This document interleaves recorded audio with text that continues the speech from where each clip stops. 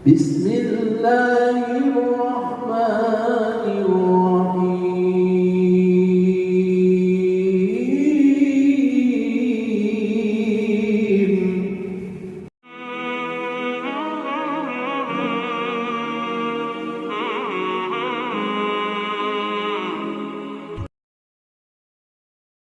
Bismillahirrahmanirrahim. Assalamualaikum warahmatullahi wabarakatuh.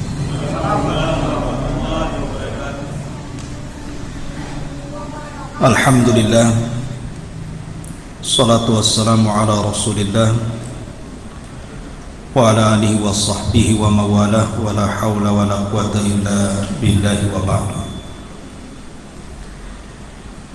Kita lanjutkan kajian kita, masih membahas tafsir dari surah-surah pendek dalam juz Aman. Kita masuk pada surah yang baru, surah Al-Insyiqaq. A'udzubillahi minasyaitonir rajim. Bismillahirrahmanirrahim. Idzas samaa'un syaqqat wa adzinat li rabbiha wa huqqat wa idzal ardu muddat wa alqat ma fiha wa takhallat wa adzinat li rabbiha wa huqqat ya ayyuhal insanu innaka kadihun ila rabbika kadhan famulaki.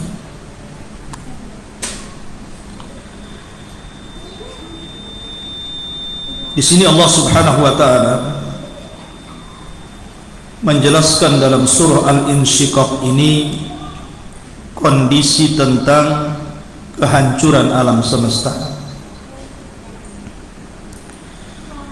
Tetapi sebuah keajaiban Al-Quran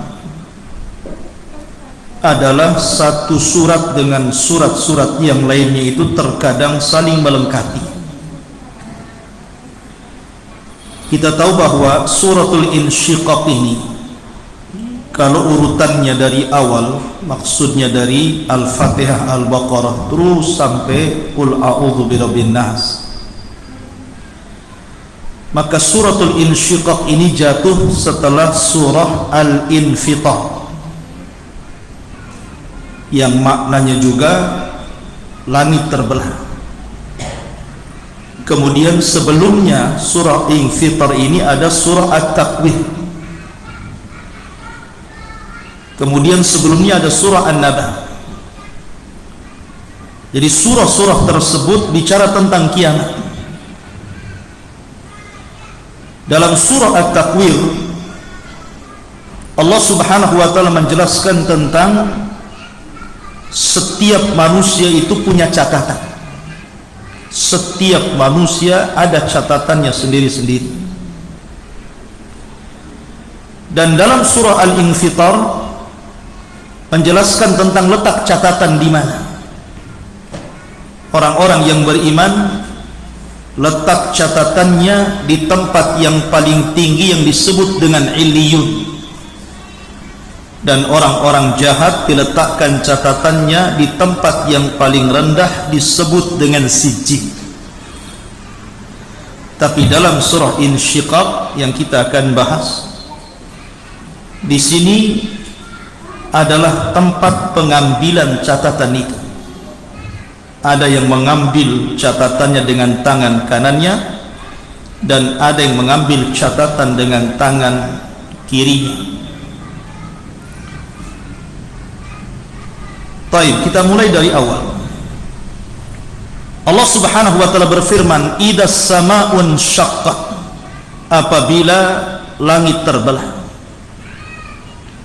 Wa adzinat li rabbiha wa huqqat, dan terbelahnya langit itu karena patuh kepada Rabbnya, dan sudah semestinya langit itu patuh. Dari sini bahwa tidaklah langit terbelah kecuali karena perintah Allah Subhanahu wa taala. Di zaman Nabi Nuh alaihi salatu wassalam, langit pernah terbelah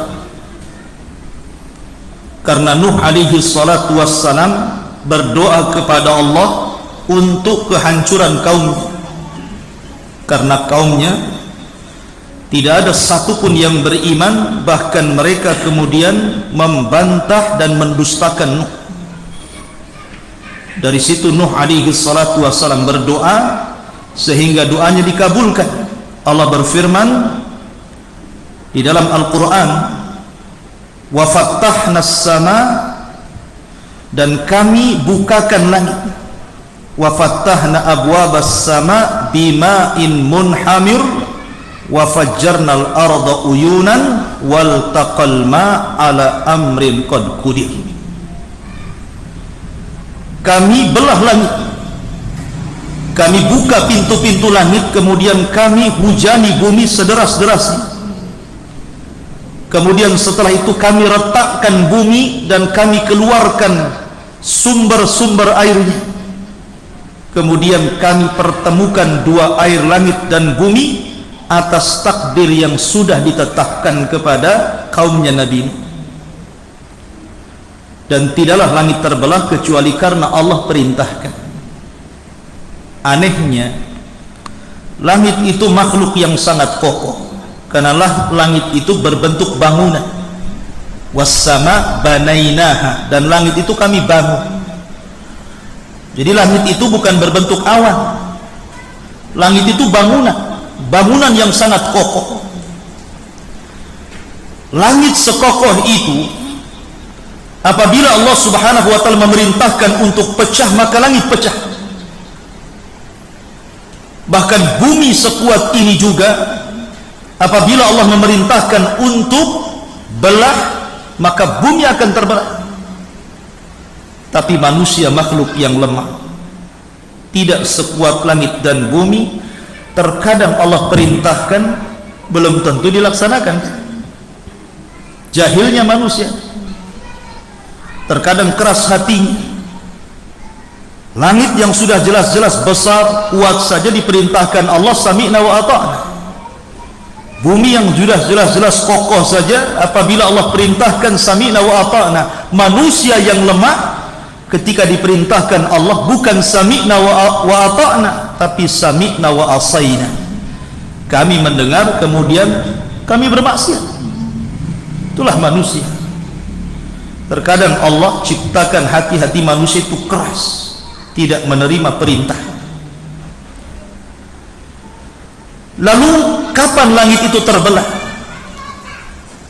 Dan kapan pula Allah katakan wa idzal ardu muddat, ketika bumi diratakan, wa alqat ma fiha wa takhallat, dan kami keluarkan beban-beban isi bumi ke permukaan. Kapan itu? Sebagian para ulama mengatakan bahwa kehancuran bumi lebih dahulu dibandingkan kehancuran langit. Idza zulzilatil ardu zilzalaha, apabila kami gempakan bumi itu dengan gempa yang sangat dahsyat. Allah tidak katakan idza zulzilatil ardu zilzalah, tetapi Allah idhofahkan zilzal kepada bumi, zilzalaha. Ha ini kembali kepada bumi, kata ganti yang kembali kepada bumi. Artinya yang gempa itu bukan satu daerah saja, yang gempa itu bukan satu negara saja, tapi yang gempa itu satu bumi, karena gempanya diidhofahkan kepada bumi. Lah, kehancuran bumi lebih dahulu dibandingkan kehancuran langit.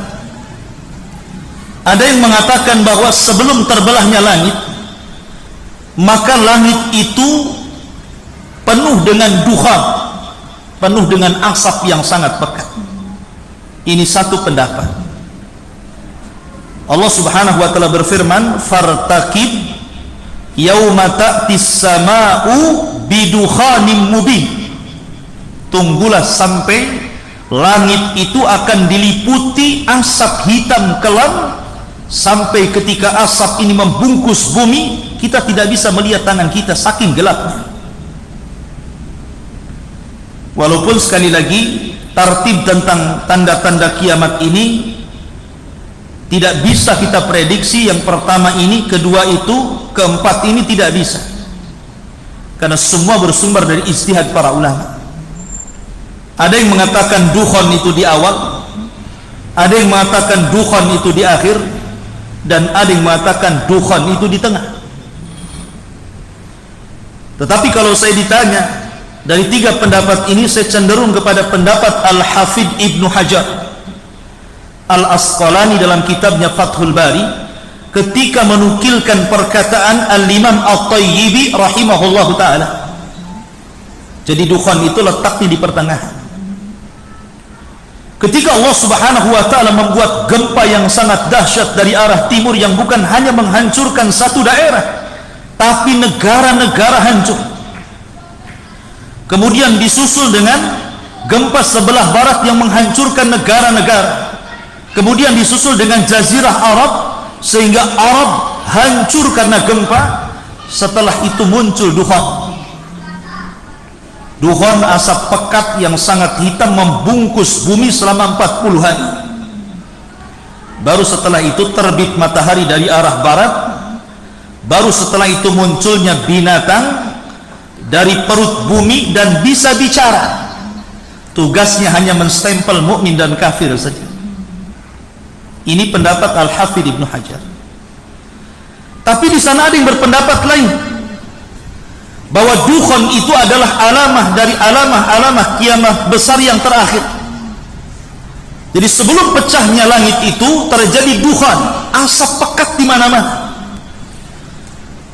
Dan kalau seandainya dihirup orang kafir munafik, maka dukhon itu akan keluar dari matanya, dari hidungnya, dari telinganya, bahkan dari lubang duburnya. Saking dahsyatnya. Baru setelah dukhon, Allah subhanahu wa ta'ala perintahkan Israfil untuk meniupkan sangkakala yang pertama. Wa nufikha fis suri. Ketika tiupan pertama ditiup Israfil, maka inilah tiupan kejutan, tiupan kematian, dan tiupan kehancuran. Di sini Allah berkata, idzas samaun syaqqat, ketika langit terbelah. Jadi langit terbelah itu karena suara Israfil meniup sangkakalanya, terbelah langit. Dan itulah yang disebut dengan kehancuran alam semesta.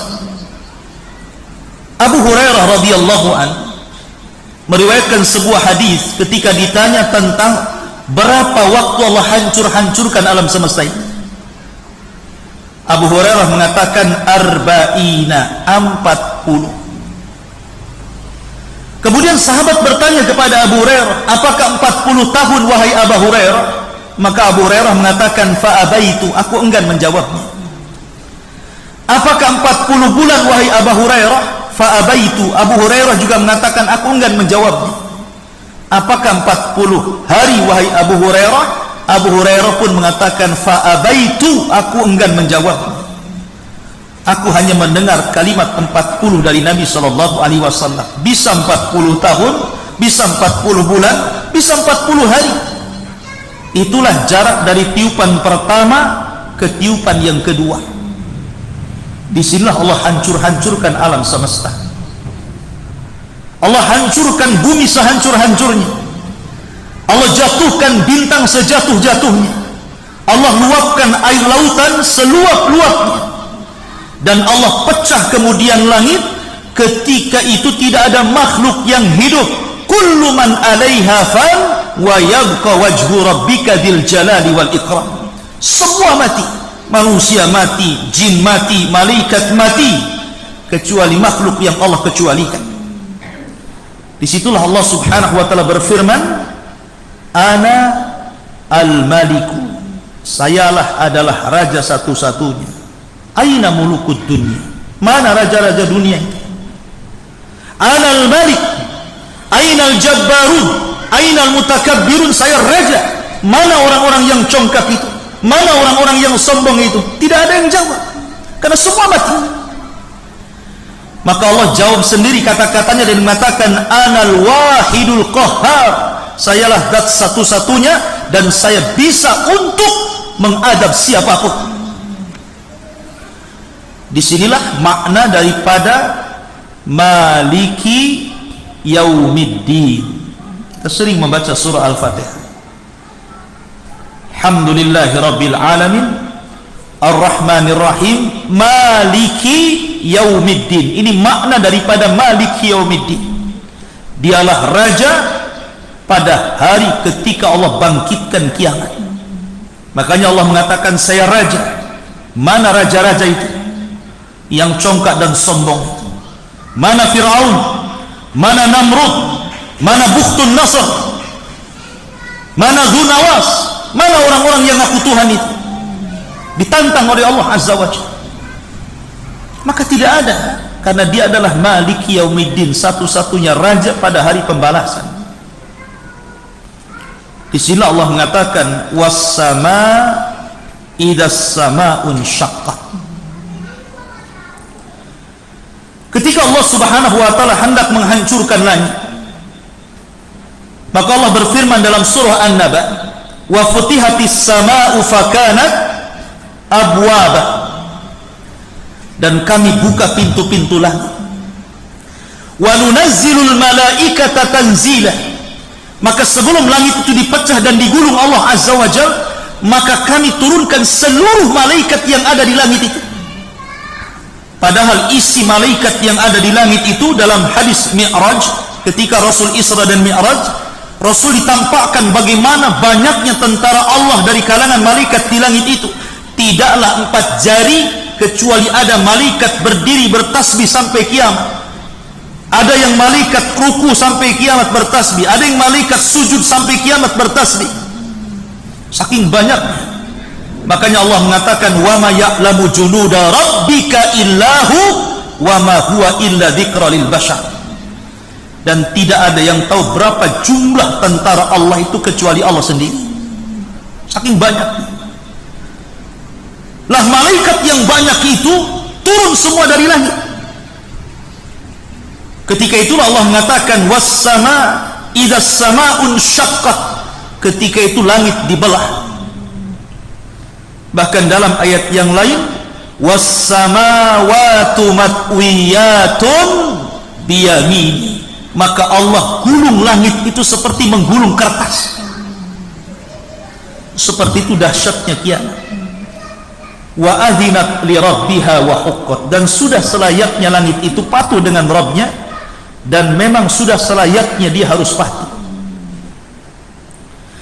Kemudian Allah mengatakan, wa idzal ardu muddat, dan apabila Allah ratakan bumi ini.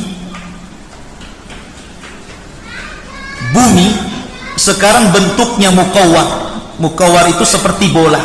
Itulah bentuk bumi. Ada yang mengatakan seperti telur lonjong. Jadi bentuk bumi itu ada yang mengatakan bulat seperti bola, ada yang mengatakan lonjong seperti telur. Itu bumi yang sekarang kita pijak. Tapi nanti pada hari kiamat, bumi yang bulat itu atau yang lonjong seperti telur itu Allah akan hancurkan. Idza zulzilatil ardu zilzalaha, Allah hancurkan betul-betul. Bahkan Allah mengatakan, al-qari'atu mal qari'ah wa ma adraka mal qari'ah yauma yakunu nasu kal farashil mabthus wa takunul jibalu kal ihnil manfush. Kau lihat gunung-gunung itu seperti kapas yang dihempas angin, berhamburan kemana-mana. Jadi gunung itu akan tercabut dari tempatnya, kemudian akan bergerak, kemudian diangkat ke langit, kemudian akan dikembalikan dan dihantamkan dengan bumi. Maka apa yang terjadi? Hancur berantakan. Begitulah Allah hancurkan gunung-gunung itu. Belum lagi Allah mengatakan, wa idzal biharu fujirat, apabila lautan itu dinyalakan. Setelah itu Allah tumpahkan ke daratan. Jadi semua dihancurkan, laut ditumpahkan, gunung dihancurkan, bumi digempakan, sehingga bumi yang bulat itu hancur sehancur-hancurnya. Ketika itulah Allah bentuk kembali bumi tapi dalam bentuk yang tidak bulat. Seperti apa bentuknya setelah itu? Wa idzal ardu muddat, Allah ratakan bumi. Sekarang bumi itu ada yang meninggi, ada yang merendah, ada bukit, ada gunung, ada lembah. Tapi nanti setelah Allah hancurkan bumi ini, tidak ada yang meninggi, tidak ada yang merendah, tidak ada gunung, tidak ada bukit, tidak ada lembah, rata semuanya, dan warnanya seperti tepung beras, putih semuanya. Allah berfirman dalam Al-Quran, yauma tubaddalul ardu ghairal ardi, pada hari Allah ganti bumi yang kita pijak dengan bumi yang lain. Bukan berarti pemahamannya bumi ini dihilangkan, Allah ciptakan bumi yang baru, bukan. Bumi di padang mahsyar, bumi ini pula yang kita pijak, tetapi Allah hanya membentuk dengan cara Allah ratakan, sudah tidak bulat lagi. Bola, kalau seandainya Anda gunting kemudian Anda ratakan, tentu akan lebih luas ketika sebelum diratakan, kan? Sesuatu yang bulat, kalau Anda gunting kemudian diratakan seperti ini, akan lebih luas. Sebab kalau bulat, permukaan yang dipijak hanya di atas saja, sempit. Tapi ketika dikembangkan, maka bumi akan luas. Kenapa Allah luaskan? Karena nanti Allah akan bangkitkan manusia sejak zaman Adam alaihi salatu wassalam sampai yang terakhir mati, sehingga butuh tempat yang luas. Sehingga kalau hanya bumi yang kita pijak kemudian orang-orang dibangkitkan, tidak akan muat bumi ini. Makanya Allah hamparkan bumi itu sehampar-hamparnya, Allah luaskan bumi seluas-luasnya, sehingga ketika Allah bangkitkan orang pertama sampai yang terakhir, itu akan muat di situ. Itulah kenapa Allah mengatakan wa idzal ardu muddat. Ketika bumi Allah ratakan, Allah ratakan, betul-betul Allah ratakan, dan Allah ganti warnanya putih seperti tepung beras, putih, seolah-olah tidak pernah ada yang melakukan dosa di atas bumi, kembali kepada asal ciptaannya, putih. Dan ketika itu tidak ada alamat, hilang alamat bumi. Kalau sekarang kita banyak alamat di bumi, ada jalan ini, ada jalan itu, ada ngarah ke Batu Haji, ada ngarah ke Bata Center, ada ngarah ke Tanjung Riau, ada alamat sekarang. Sehingga berjalan di bumi manapun Anda tidak mungkin tersesat. Bahkan Anda bisa mengklaim, ini tanah saya, ini desa saya, ini kecamatan saya, ini kabupaten saya, ini negara saya. Tapi nanti hari kebangkitan semua putih. Tidak ada gang, tidak ada jalan, tidak ada RT, RW, lurah, camat, kabupaten, negara sekalipun tidak ada. Dan orang dibangkitkan, kata Rasul, khufatan, uratan, ghurlan, buhman. Orang dibangkitkan dengan telanjang, siapapun dia, mantan presidenkah, mantan menterikah, orang kayakah, orang miskinkah, semua telanjang. Manusiakah, jinkah, semua sama telanjang. Kemudian kembali tidak dikhitan, kemudian tidak pakai sandal, bahkan tidak membawa harta di badan, satu harta pun. Lalu apa yang disombongkan? Sudah tidak bisa lagi saling mengklaim, ini wilayah saya, ini tanah saya, ini desa saya, ini negara saya. Tidak ada alamat, karena ketika itu yang memiliki hanya Allah Azza wa Jalla. Tidak bisa mengklaim, ini bumi saya, karena ketika itu manusia tidak membawa apapun. Lalu apa yang akan dibanggakan di hadapan Allah? Makanya Allah mengatakan, yauma la yanfa'u malun wala banun illa man atallaha biqalbin salim. Pada hari ketika harta dan anak-anak tidak ada manfaat sama sekali, kecuali orang yang datang kepada Allah dengan membawa hati yang selamat, hati yang ikhlas. Ini yang bermanfaat. Allah mengatakan wa idal ardu muddat, dan ketika bumi diratakan. Kemudian Allah mengatakan wa alqat ma fiha wa takhallat, dan kami keluarkan beban-beban isi bumi sampai di dalam bumi itu kosong, karena semua beban-bebannya Allah tumpahkan ke permukaan. Ayat ini sama dengan ayat wa akhrajatil ardu athqalaha, dan kami keluarkan beban-beban berat bumi kemudian dilempar ke permukaan. Apa maknanya? Yang dimaksud wa alqat ma fiha wa takhallat, kami keluarkan beban-beban isi bumi kemudian di dalamnya kosong, artinya jasad-jasad yang sudah terpendam sejak zaman Adam sampai yang terakhir mati, Allah munculkan ke permukaan, sehingga bergelimpangan jasad di mana-mana. Allah ciptakan kembali, dan Allah mudah menciptakan kembali daripada menciptakan dari awal. Semua jasad bergelimpangan di atas permukaan bumi itu. Semua jasad para nabi, jasad para rasul, jasad orang-orang yang beriman, jasad Fir'aun, jasad Namrud, jasad orang-orang kafir, orang-orang munafik, orang jahat, semua ada di permukaan bumi. Ketika itulah Allah Subhanahu wa taala berfirman, wa idzan nufusu zuwizat, apabila ruh-ruh dilesatkan.